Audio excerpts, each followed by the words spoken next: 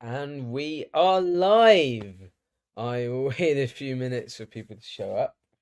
But I'm excited because I got some books I'm going to be reading and some cool announcements. So we'll hang out and hope that people turn up. If not, I'll just be reading Malazan by myself, which, to be honest, is not a bad thing.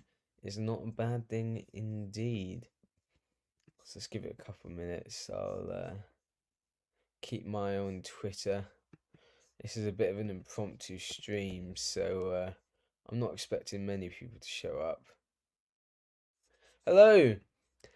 Hey, Alex. How you doing? Sorry, it's a bit last minute. I wasn't sure if I was going to do something or not.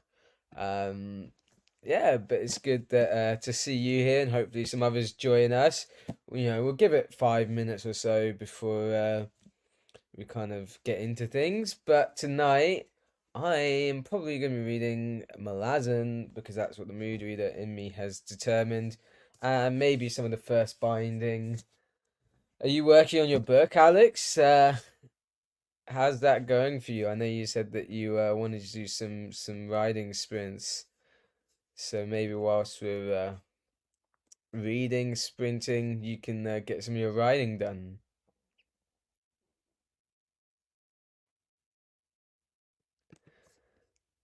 Give people another couple of minutes. Should throw you up on the screen there to show I actually have friends.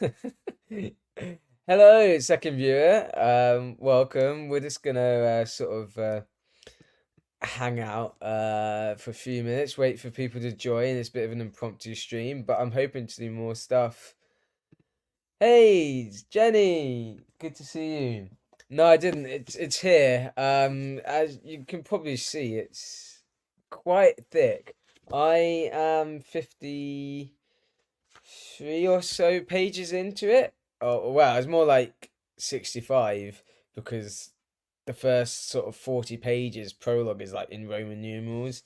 Um, but yeah, I kind of the mood reader has kind of gone off that a little bit because it was really cool learning about the geology and the continents and how they came together to form the Himalayas.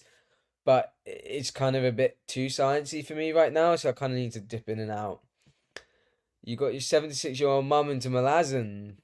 Oh, that's cool.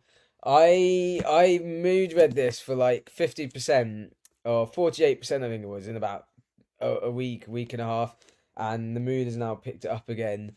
It is so awesome. I have not had a problem getting into it, perhaps because I've been reading Wars of Light and Shadow by Johnny Wirt, which is absolutely incredible. So I'm sort of used to that kind of just chuck you in at the deep end. Um, but I'm loving it. I do use the resources like the Tor read through, and there's some PowerPoints out there that kind of help explain things a little bit. So I kind of use those when I'm a little bit stuck. But I'm loving the tense atmosphere, the conspiracies going around. It's really cool. So you're trying to write a short story for an anthology. That's cool. There's so many anthologies going around. I feel like that's going to be a new thing now. Authors doing anthologies. I got the Advent for Winter anthology um, against my the wishes of my credit card, which says I shouldn't be using it. I decided to use it, and someone can buy me it for Christmas because it's only about you know I know that I'll probably get a Christmas present, so yeah, Malazan, it's interesting. I can definitely see why people struggle with it. I think it's one of those ones where you really have to have that trust. And I think having read Curse and Mishrafe and that before diving into Malazan really helped. It also helped that I had dived into Malazan before. I'd read the first two or three chapters. Now that wasn't I didn't like DNF it or go, oh, what is this random? I just literally picked it up and was like mood reading it and I couldn't get into it or I was just so confused. So I didn't I just like the mood went elsewhere. But I think it helped kind of having read it for the first time and kind of going, oh, I kind of remember that. Okay, this is starting to make sense now. I think that it is a little bit overhyped how much. It's the same with Johnny Works. It's a little overhyped how much, um, how complicated people say it is. It's there's a lot of names and a lot of things, but you just kind of have to trust.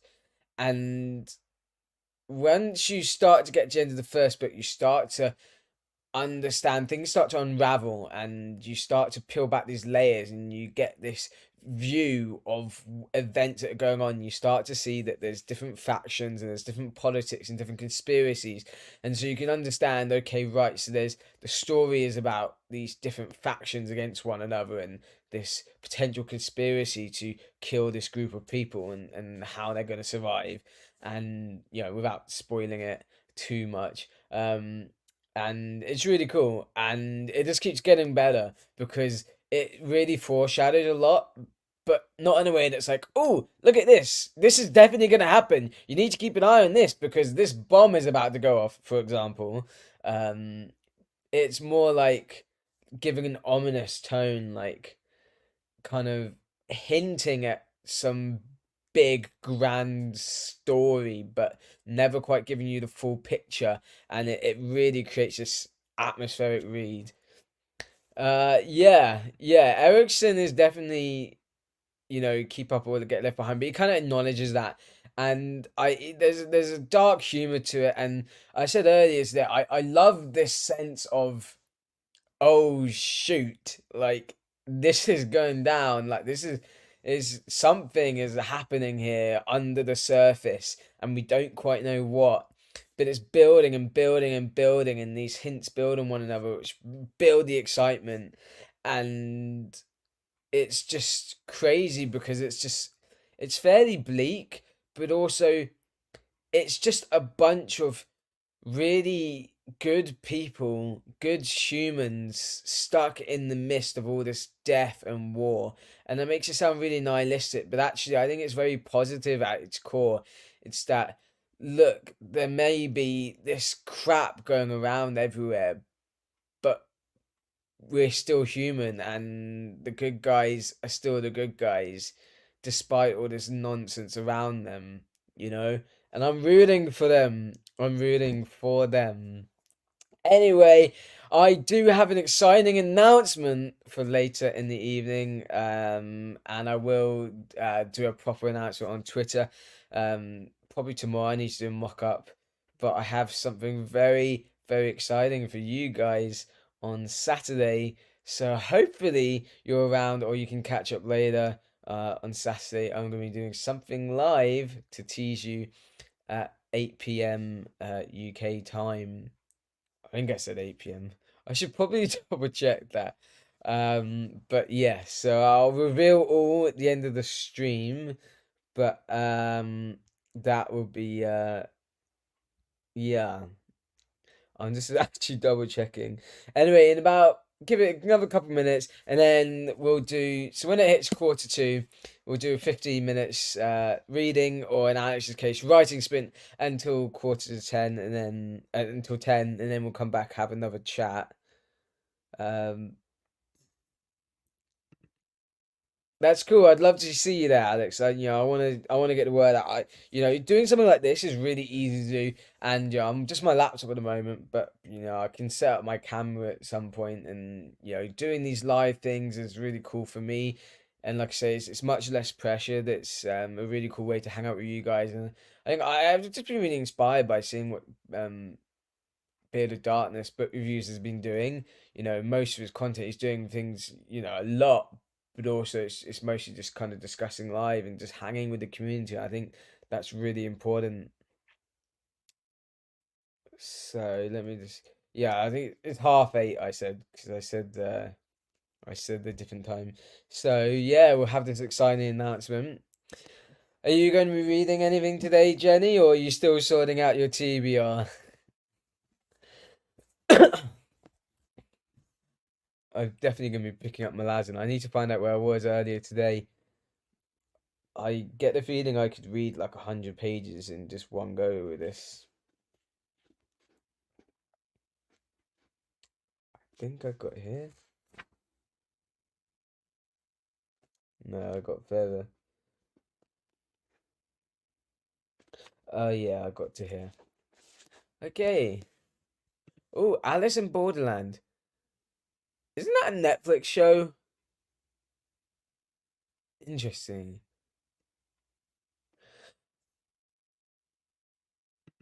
Anyway, let me put a thing up on the thing. Sprinting for 15 minutes. I'll be really excited to read your stuff, Alex, when it's done. I need to listen to your thing, Alex. I haven't forgotten. I will listen to it.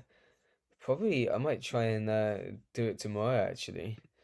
Um, Outside of manga, I've been getting into One Piece. I say that I've been slowly doing it. I've watched some of the Netflix show. I've watched, and before that, I watched 60 or so episodes of the normal show. I'm now up to episode 91. Yeah, so I'm just getting into the Arabasta arc, if you guys know that. Um, which is really cool. It's one of the first major big arcs of the series. It's again a mood thing. Like I'll binge like a whole arc and then not watch it for ages.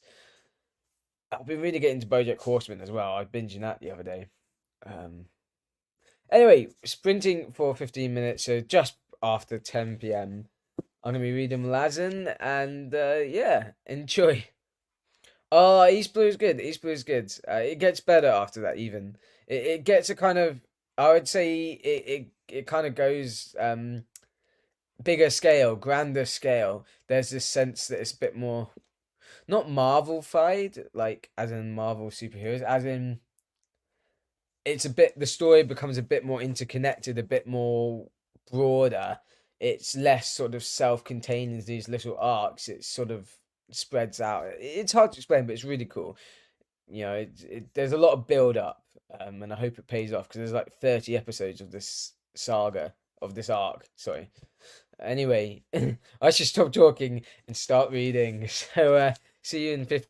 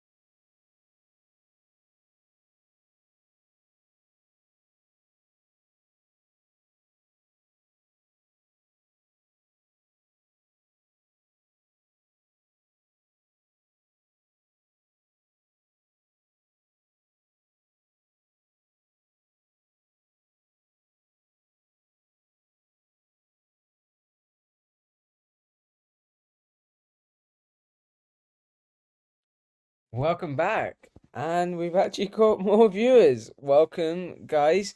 To those of you that don't know, I'm Matt, also known as Miggins, and I have been reading Guardians of the Moon. Today I'm just over 400 pages in, and there's about 700 pages. So, getting quite far in, everything's getting a little bit exciting. There's so many different, things that play, and it has one of my favorite tropes of gods and humans all mixed up in a jumbled mess of misery. Um, it's really cool. We just lost two viewers, but that's okay. How you guys doing? Yeah, it's not that cold here tonight, actually. Thought it'd be more cold. It's quite nice and cozy, actually, in my little hobbit hole.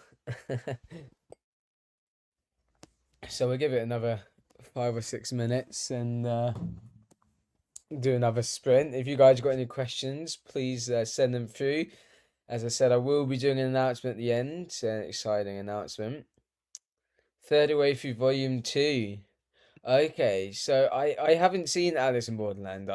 So with manga and anime, One Piece is my first foray into that.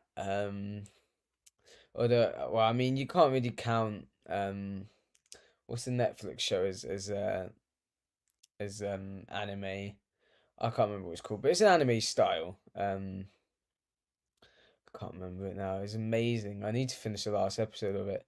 Um, yeah. So One Piece is my first foray into anime. I'm liking it. It's pretty decent, but I think there have been some emotional moments and there have been some really funny moments. The last arc of Drum Island was interesting. It was very highly emotional, but also there wasn't much going on. I was kind of eager to get to the island of Alabasta, and kind of see what was going on there, all the different conspiracies going on. And now I don't know why I have this thing, right? So with books and with One Piece, it's like when the story is longer, as in more books or more, the arc is more episodes, I sort of think, ooh, that must mean it's more epic. Um, and so I instantly am attracted to things that are longer because in my mind I've linked that to the fact that, oh, that must instantaneously mean that it's more epic, not that perhaps it's over long or, winding. Although I haven't found that so far. So Alex has shared some of his writing. Clan Clenivre. Okay, that I'm just yeah, I'm not even gonna try and read that. It sounds very Welsh. I like it. Yeah, no. The C name just killed the Orc Bandit by tripping him up. So he landed on an upturned rake. God, he sounds like Mr. Bean. I love Mr. Bean. Greatest swordsman in the world. Has never directly killed anyone. Alex, have you read We Break Immortals by Thomas Howard Riley? Because he is the greatest swordsman in the world called Clanmere. Okay. So he that does sound very Welsh actually. Very Celtic, which I like. I like it. Yeah, he is Corin, the greatest swordsman in the world. He's a bit of a buffoon. And he was my favorite character in that. I need to finish Squid Game. I watched it with my ex fiance, part of it, and I got like 2 episodes in. And the most obvious thing in the world, I don't want to spoil it, but there's a certain character in it who is pretty obvious that is like, oh, this guy is clearly innocent, but he's clearly also going to turn out to be the secret genius behind it all. Uh, but I never finished it. I also need to finish Money Heist. I need to get into that. Lupin, I kind of watched that on Netflix a little bit. Um, yeah, is my dad freaking out about my trip? What to Qatar? Uh, um, no. Yeah. My dad, he hasn't said much. He's probably going to be back soon. And he'll probably come in and say, hello, which he does it every time, as if he's expecting me not to be here. Like even when I'm very clearly making noise, he'll come in, and it might take like 2 or 3 minutes, and then he'll go hello, as if he hasn't heard that I'm here. And you know, he's not freaking out about it. To be honest, he's more freaking out about the state of my soul, considering I came out as bisexual to him and that I'm agnostic, which I think he just pins down to, oh, he's just having a crisis of faith. You know, he's just had a difficult time. He'll come round, but no, uh, yeah. And I think he's told my uncle because my uncle keeps sending me random Bible verses. So, and it's sweet, but also like annoying. I just ignore it. But yeah, he also did that before, but not as frequently. So I'm not sure if he's told my uncle or not. But yeah, my uncle would definitely try and proselytize to me when I go out to New Zealand. But you know, it's harmless. When you said we Celts do love a fight, I read that as we cats. I was like, huh? What? That's so funny. I always read things wrong. I'm not dyslexic in the slightest, but there's something else I read the other day, and it turned it completely opposite meaning. Oh, it was yeah. I was like, okay, Matt, this is one you should keep to yourself. Yeah, cats do love a fight. You know what? Cats the musical. Here's how I would have fixed it.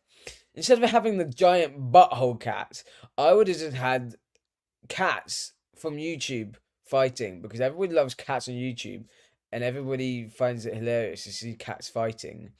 So I think that would have been far more successful than Cats the Musical, which is just an excuse for a giant cat butthole fetish. Uh, um, I haven't seen it, but you know I've seen the pictures, and my brain is still traumatized deeply, especially when James Corden is involved. Oh, that man gives me shivers.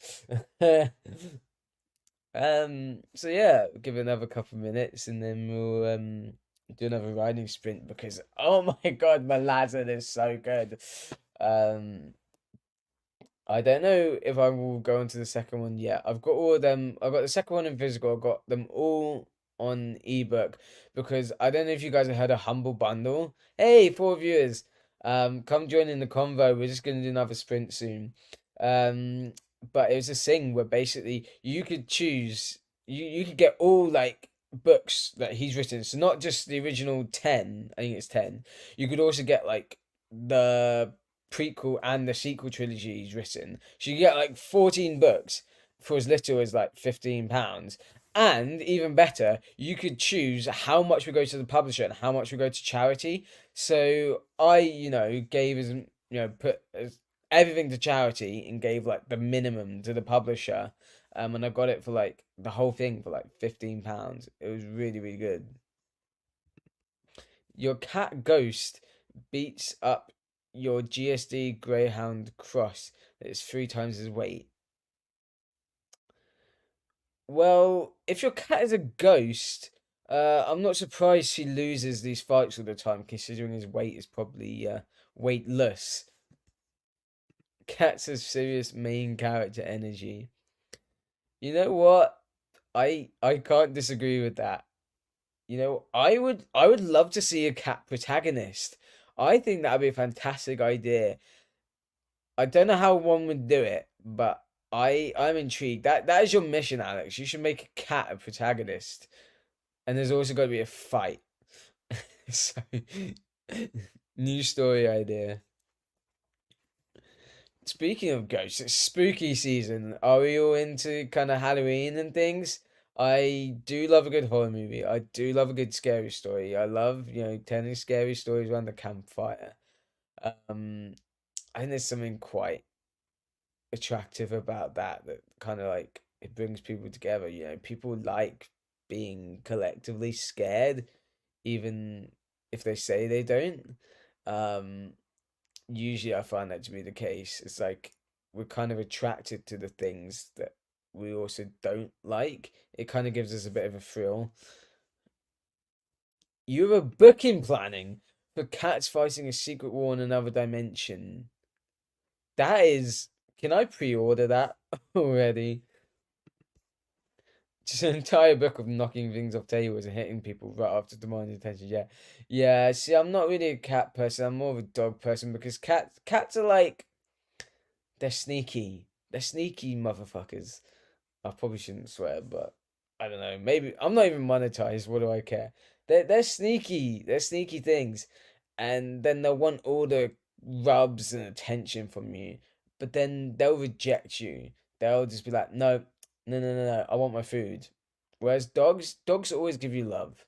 So cats is like they want you when they want you when it's convenient. Dogs always want you, which makes me sound really narcissistic.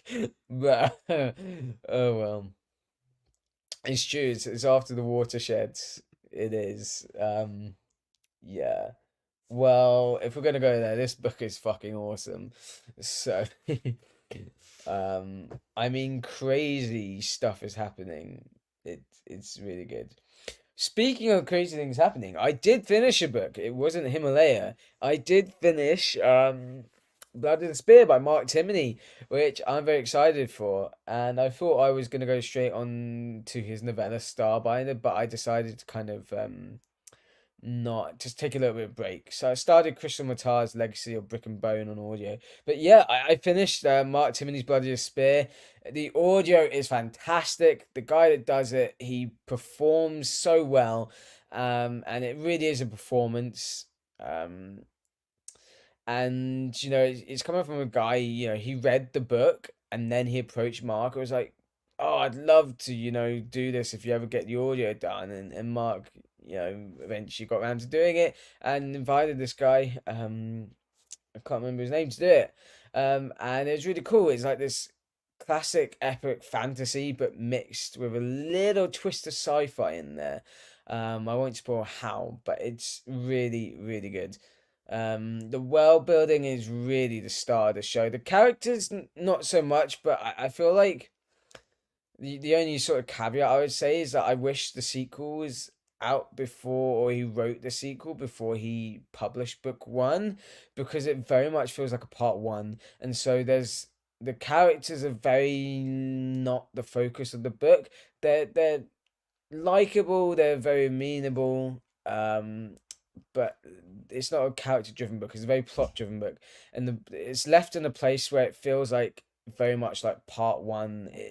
It's not a massive cliffhanger, but it very much feels like yeah, part one of the story. I feel like part two will address those concerns, and he's going to go deeper into character. I already know it's longer, um, and yeah, it just feels like in terms of the structure, it was going really well up to the 50% mark, and then it kind of just meanders a little to explore the world, and it kind of doesn't.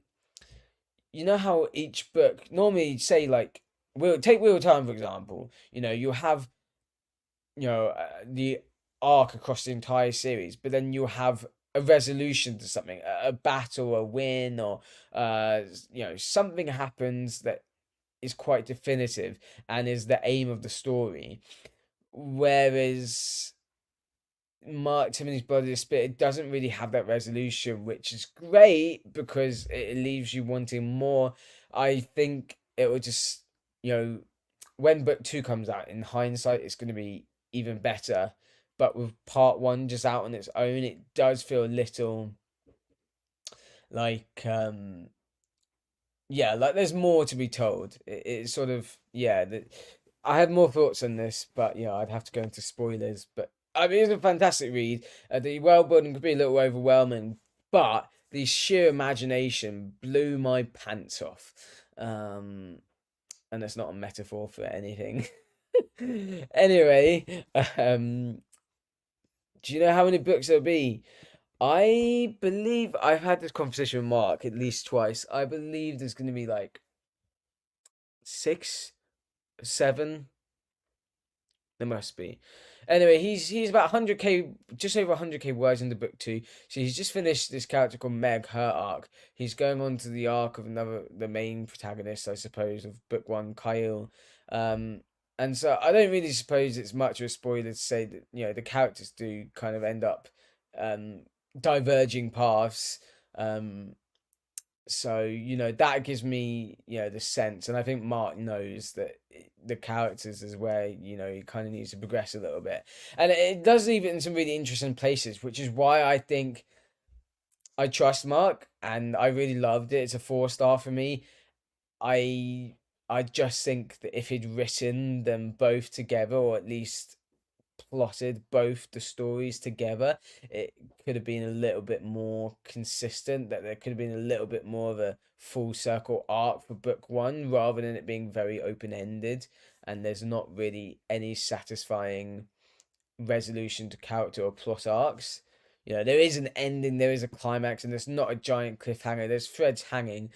You will be satisfied, but it's just that you can't really describe it. But for example, say with the Eye of the World, you could say that young farm boys leave their village. Their village gets attacked by monsters. Young farm boys and girls leave their village on a quest to defeat the Dark Lord. They end in a climactic battle where the Dark Lord is defeated, but not, or is banished but not defeated. You can kind of, you get that sense of, okay, there is this, these villains after them. They had a skirmish, and like the villains still there, but also, they kind of won, but they kind of didn't. And there's a resolution to that.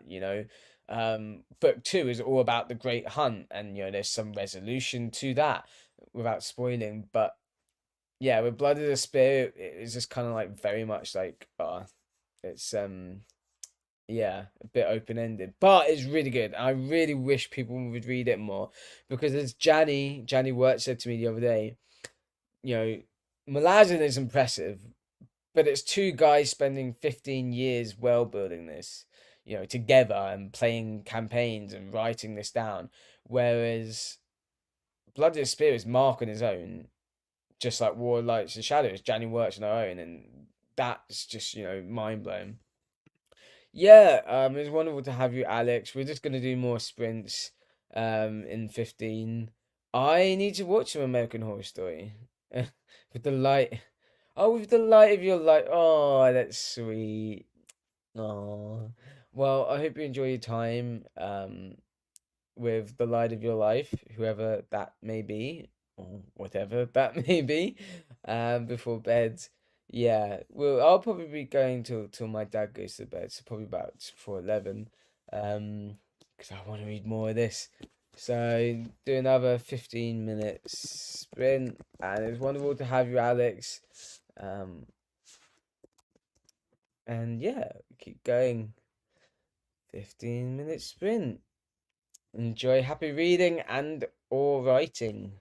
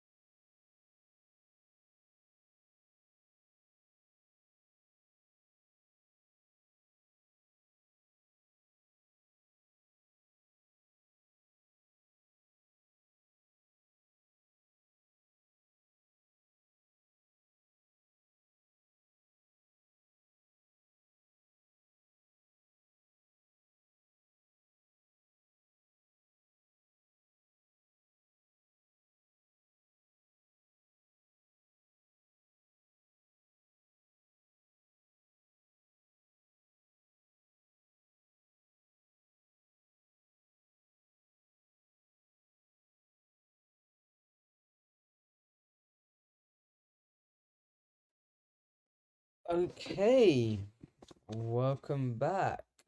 I just got to the end of the chapter, chapter 12 of Malagan, Gardens of the Moon, book 1. So chapter 13 is the last one in book 4. And then book 5 is called Godroby Hills, which is a very ominous title if you know book if you've read the book, you know what's kind of coming there. I don't think there's a book 6. Oh, there is. There is. Okay, so I think there's just those last two. Anyway, seeing as it's getting a bit late for UK viewers, I guess we can do my exciting announcement for my one viewer. Thank you very much. Probably Jenny. Um, so Saturday at 8:30 p.m. GMT, I think it's 3:30 p.m. EST, I am going to be launching my new channel called Miggins Meets World, and I am going to be having a live conversation with author R.R. Verdi, hearing about his story and his life up to his point, including being an author, self-pub and trad, but more focused just on having a conversation and with a good friend. And so what I want this channel to be is, stuff I'll put my adventure and travel content on, but also conversation with interesting people where I just say to them, what's your story? And people share with me, kind of like, I don't know if you've seen it in the UK, like Piers Morgan's, I don't like him, but like Piers Morgan's life stories, where people just kind of share about their journeys and how they got to where they are now. And we're gonna get kind of deep. We're gonna get maybe a little bit emotional, but I'm excited for it. So I'm gonna put that out on Twitter, but that will be my main focus. I'll be doing reading sprints on here and author focused chats and different things on here. But over there, it'll be less author specific. I'll still have authors on there. Verdi is an author, but I'm gonna try and get different sets of people. So experts in their field. I'm hoping I'll get some adventure people. I'm hoping I will get um, you know, some authors, some adventure people with just interesting life stories. Thank you, Bailey Books. Thank you. I appreciate that. So I'll put an announcement on my Twitter. If you don't follow me there. On Blue Sky as well, but I'll probably just stick to Twitter for now. Um, and I'll put a link there. And that's, something that I'm really excited for, the next phase for me. Anyway, seeing as, we've been going a little long now, this was a bit of an impromptu stream. I'll probably bring things to a close now. Um, but yeah, I want to thank you guys for watching and joining in. And I'm excited for the future. And never say never that for more videos. I'm always got crazy, funny ideas going in my mind. I just, need the motivation to get in up and do them and edit them. Um, so maybe someday. Yeah, it would be great if you're there, Jenny. But if not, would love to see you later. But yeah, I'll definitely post the links. And hopefully, I don't want to be too pretentious. Timothy, we're just finishing. um, Great to see you. But yeah, I just hope that I can have some really deep and interesting conversations with some really deep and interesting people. Yeah, it was the wrong time. I know, but American time is a bit different. It's 10:30 here. Um, Yeah, but anyway, in case you missed my announcement, Timothy, I'm going to be doing a new live stream. Good excuses to go longer. Well, I mean, if you guys want me to go longer, I could probably go for another 20 minutes. Um, we could probably do one more sprint. I was just thinking you guys might want to go. But yeah, in case you missed it, Timothy, I'm gonna be having a chat with author R. Verdi on Saturday on my new channel. It's not gonna be focused on his books necessarily. It's more about his journey, his life, and kind of just chatting, guy to guy about life and things. And I think he's got an interesting story to tell.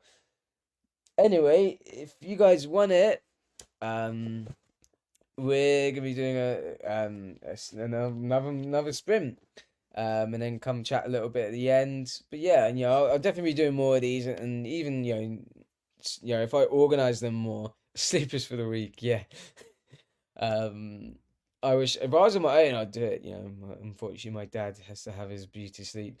Um, yeah, but I'd definitely be doing more chat, hanging out. Like I said, Beard of Darkness, he's really inspired me, enthused me to kind of get up and just do live stuff. It's not much effort, but it's a lot of reward. Anyway, gonna be sprinting for 15 minutes. Um, get into chapter 13, the final chapter of this book of Malazan, although it's more like a part, you know. Um, so yeah, back in 15, and then we'll have a final chat and then head to bed.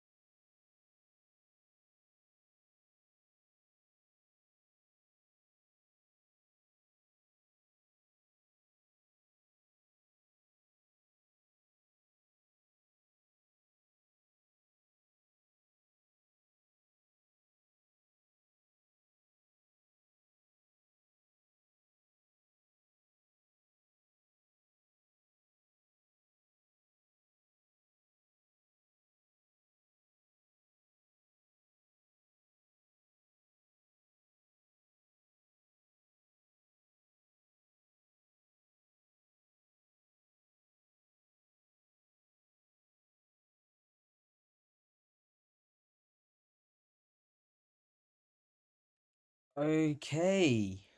Wow. Things are kicking off here, which is hardly surprising since it's the last chapter in this little sub book. Um, yeah. So, how's everyone's reading going? Where are you up to now, Jenny? Tim, if you're still here, you doing a little bit of writing or you reading? Oh, I need to put my Mac on charge. Uh, it's weird. I'm like simultaneously tired and not tired at all. It's very odd. But I think I need to get to the end of this little chapter in Malazan before I go to bed because, yeah, it's kicking off. It is kicking off.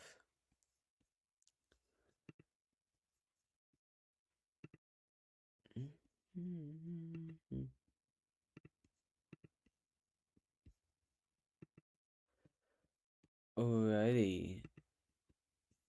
Okay.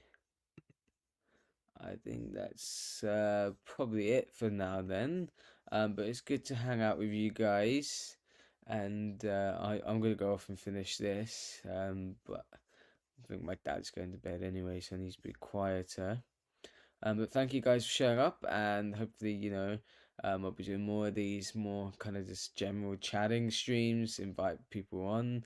Um, just to come and have a chat and be part of the community again, and share our love of fantasy. And hope to see some of you Saturday. I'll post a link up on Twitter. It's really exciting to finally launch my new channel. But yeah, thank you guys. See you later.